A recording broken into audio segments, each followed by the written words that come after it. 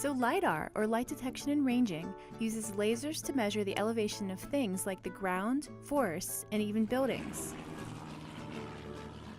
It's a lot like sonar, which uses sound waves to map things, or radar, which uses radio waves to map things, but a LiDAR system uses light, sent out from a laser.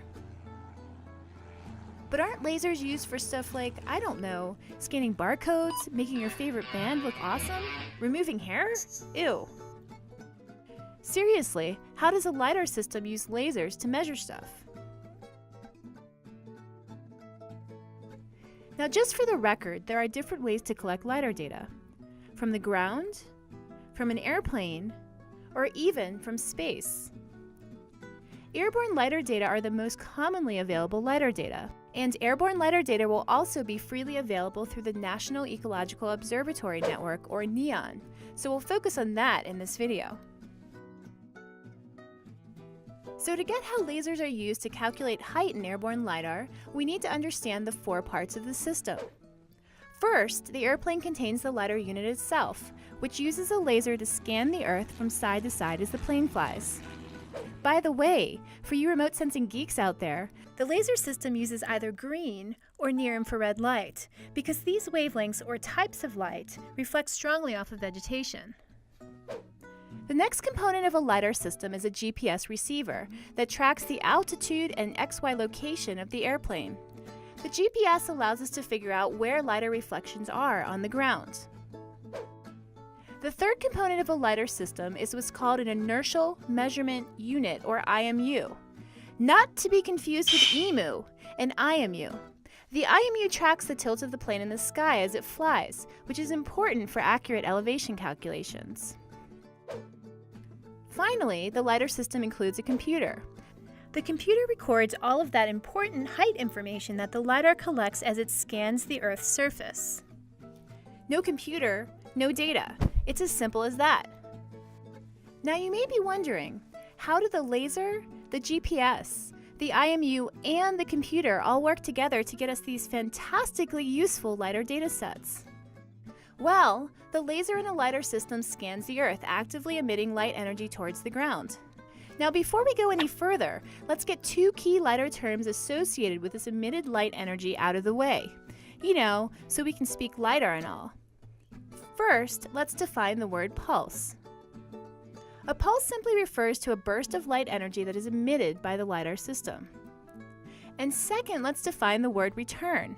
Return refers to reflected light energy that has been recorded by the LiDAR sensor.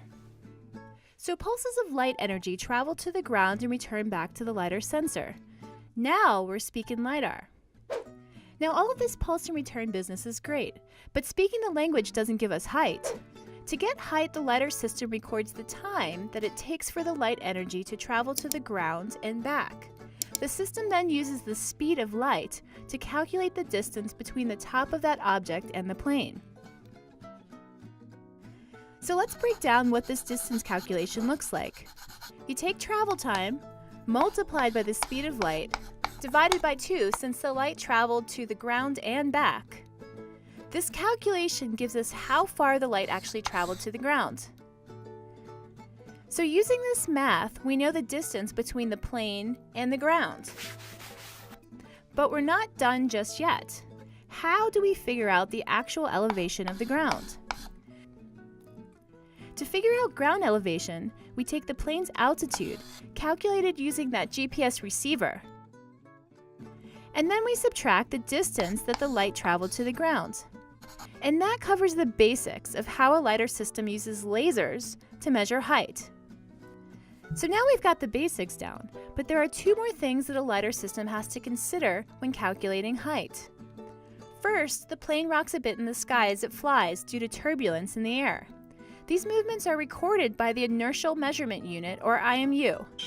No, not EMU, IMU, so that they can be accounted for when height values are calculated for each LiDAR return.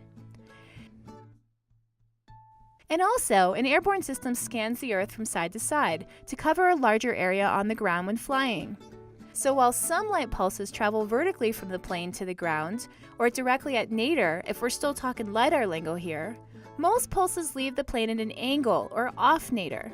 So the system also needs to account for pulse angle when it calculates elevation. So let's put this all together one last time. The LiDAR system emits pulses of light energy towards the ground using a laser. It then records the time it takes for the pulse to travel to the ground and return back to the sensor. It converts this time to distance using the speed of light. The system then uses the plane's altitude, tilt, and the angle of the pulse to calculate elevation. It also uses a GPS receiver to calculate the object's location on the ground. All of this information is recorded on that handy-dandy computer, also mounted on the airplane.